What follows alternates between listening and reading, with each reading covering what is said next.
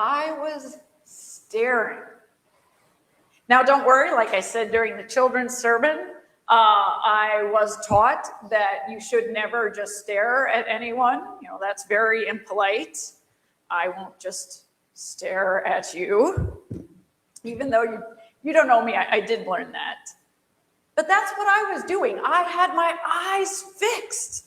I was looking intently, gazing longingly at paradise. At paradise. Except it wasn't quite the paradise that the disciples stood gaping at in our first reading from the book of Acts. No, this is a different paradise. A paradise, granted, that some Glaswegians, what? I see some looks. Glaswegian, a person from Glasgow, Scotland. That's what a Glaswegian is. A person from Glasgow, Scotland. So paradise isn't up in wherever for them. For some of them, it is a football, okay, I'll translate for you, soccer stadium. Yes, it's a soccer stadium. It's also called Parkhead, and it is home to the Glasgow Celtic football team of the Scottish Premier League, who won the championship yesterday. I am a fan, by the way. So, but their stadium is referred to as Paradise. And I'm going to give you the, information you might need for Jeopardy someday, or you're in a trivia contest. It is called Paradise because in 1892, when they moved from their first stadium, which was situated next to a graveyard, a journalist remarked that it's like moving from a graveyard into paradise. So that stuck with them. Now, if someone had been asking, why? Why am I staring into paradise? The reason is simple. I was streaming the match last week, the game is the other word, it's called a match. I was streaming the match. And unfortunately, the internet was woefully not up to speed. So we'd be watching the game, and everything would be really great. The players would be running around, you could see the ball, and all of a sudden, they were frozen, they'd stop. And it was awful, and I wanted to see this game. Another piece of useless knowledge for you, this is the Old Firm Derby last week, where the other soccer team in Glasgow, the Rangers, were at the Celtic, and it's a big rivalry. And if you heard awful things about European soccer, yes. Anyway, so I was intent on watching this. Now, maybe soccer, I'll say football, isn't your thing. Maybe it is. Maybe you'd like to watch another sport. We do have we have teams here, and we have Brewers, baseball. Pardon? There's Brewers, baseball, we got the Bucks, we got even the Packers, American football. Yeah, sure. But maybe sport isn't your thing. Perhaps your eyes are drawn to artwork, or perhaps your eyes are drawn into the world of literature, books, maybe not great literature, even, not so great literature. I wasn't going to say trashy. Anyway, or maybe you stream something, you watch binge shows on TV, or you go for walks in the woods and nature. There's all sorts of things that draw our attention that we could say are distractions that we look at. Maybe it's not even with your eyes. Maybe you love to listen to music. You close those eyes and get pulled away, taken away through the sounds of music. Yes, there's all sorts of things to draw our attention to help us focus on. Now, for the disciples, at that moment in our first reading in that story, it was Jesus' ascension. There they stood after all that time that they were with Jesus. They had him there teaching them, speaking with them, feeding them. Yes, bread, real bread, and also feeding their spirits and their souls and their minds, giving them an alternate vision of the way things are supposed to be, giving them a different vision of the world, giving them God's take on everything, God's vision, God's reality. And then there one day, poof. I don't know if there was a sound of poof. The Gospels are, they don't tell us that. But anyway, one day there they are alone. They stand there wistfully, looking up to heavens, and it makes complete and utter sense to me. That heavenly reverie makes sense. After all, face it, when you look around at this world, when we look around in our own lives, everything that's going on isn't always beautiful and wonderful. There's a lot of really awful things that happen in this world to us that we go through. And don't our eyes, our ears, our hearts, they need a break. They need a break. I know I do. And so, yeah, I'll watch some sports a lot. I'm a Brewers fan, so that'll happen later too, today too. And I read and I run. The problem is, though, when we gaze, or that glimpse, that distraction becomes a static stare. Now, I have my device here, but I'm using it for the summer. I'm not scrolling.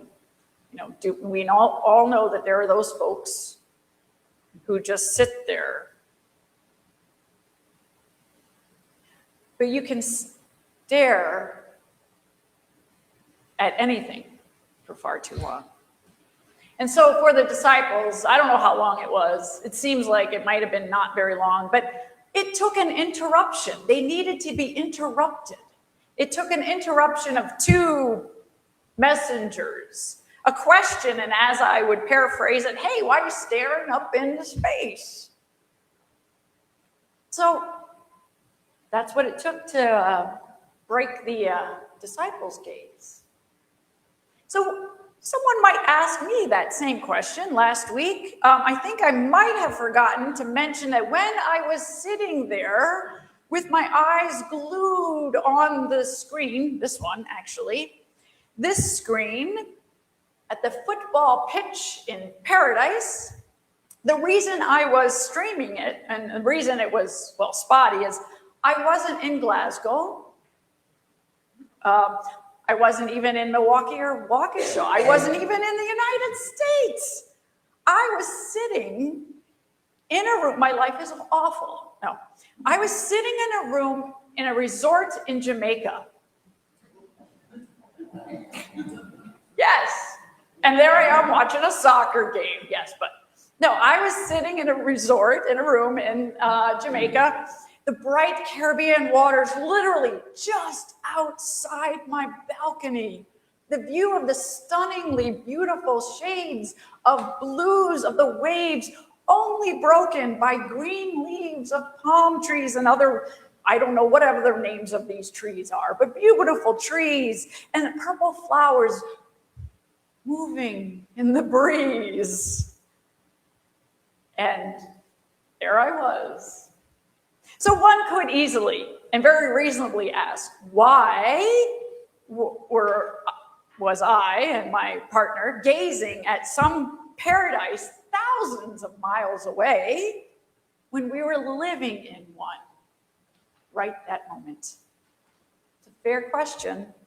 A question that I think we all can be asking ourselves. You don't have to be in Jamaica to actually be surrounded by beauty and God's creation. Because after all, that's what Jesus spent most of his time talking about and preaching about. The kingdom, the reign of God, the reality of God on earth. He didn't spend it describing the heavens, the pearly gates, never mentioned, not by Jesus. Jesus wasn't walking around talking about pie in the sky escapism. No, his focus and that of his disciples way back when and still today is, as the heavenly messengers remind us, down here, the here and the now. So whether my eyes were glued to Paradise Stadium or a sandy beach, cloudless blue sky, lush green foliage, blue waters, or some other glimpse of glory, that is true. But what those are glimpses. Those are glimpses that we get of God's glorious creation. And whether it is the natural world, or the world of creativity, of the mind, the world of sport, when it's all going right, these are glimpses that we get to just fuel ourselves, fuel our imagination, feed our spirits, hear those songs that we sing here in worship, see one another. These are the things that feed our spirits and our souls, not as a simple distraction, but a way to re-engage, to a way to re-immerse ourselves in the world. Because I don't know if you've ever been to Jamaica.